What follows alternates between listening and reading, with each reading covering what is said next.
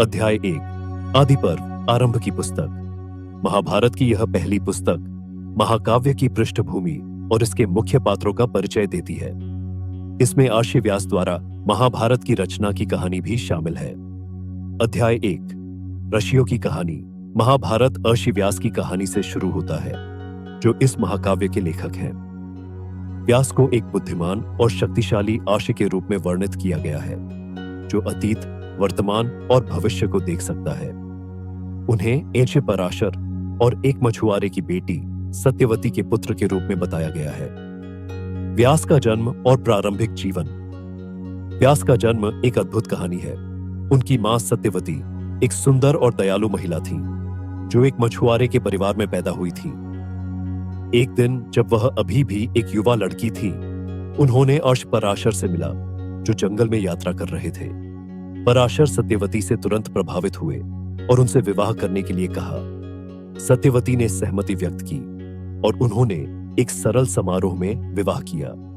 उनके विवाह के बाद पराशर और सत्यवती जंगल में एक साथ रहते थे, जहां पराशर ने सत्यवती को ब्रह्मांड के तरीकों और वेदों के रहस्यों के बारे में सिखाया। सत्यवती ने जल्दी से सीखा और जल्द ही प्राचीन शास्त्रों में पारंगत हो गई। वह एक समर्पित पत्नी और मां थी और उन्होंने अपने पुत्र व्यास को सर्वोत्तम शिक्षा और प्रशिक्षण प्रदान करने के लिए हर संभव प्रयास किया। व्यास की शिक्षा और प्रशिक्षण जब व्यास पैदा हुए, तो पराशर ने पहचाना कि उनका पुत्र विशेष था और उनके पास एक महान भाग्य था। उन्होंने व्यास को बहुत कम उम्र में वेदों और प्राचीन शास्त्रों की शिक्षा देनी शुरू की।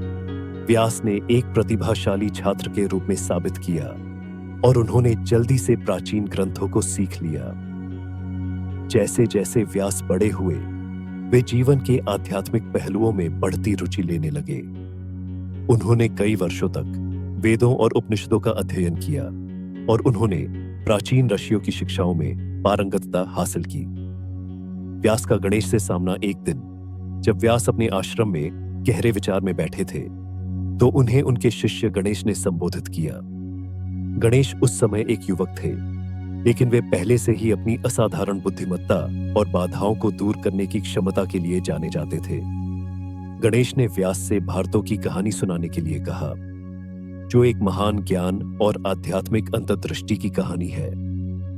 व्यास ने सहमति व्यक्त की, लेकिन केवल तभी जब गणेश उनके द्वारा सुनाई गई कहानी को लिखने में सक्षम हो। व्यास की कहानी का महत्व। व्यास की कहानी महत्वपूर्ण है क्योंकि यह महाभारत में घटित होने वाली घटनाओं के लिए मंच तैयार करती है। यह महाकाव्य के मुख्य पात्रों और विषयों को परिचित कराती है और यह जटिल घटनाओं को समझने के लिए एक ढांचा प्रदान करती है, जो इसके बाद होंगी। व्यास की कहानी महत्वपूर्ण है क्योंकि यह आध्यात्मिक विकास और आत्म साक्षरता के महत्व को उजागर करती है। व्यास की यात्रा एक युवा लड़के से एक बुद्धिमान और शक्तिशाली ऋषि के रूप में एक मानव की विकास और परिवर्तन की क्षमता का प्रमाण है। निष्कर्ष। निष्कर्ष में व्यास की कहानी एक अद्भुत है, जो महाभारत की घटनाओं के लिए मंच तैयार करती है।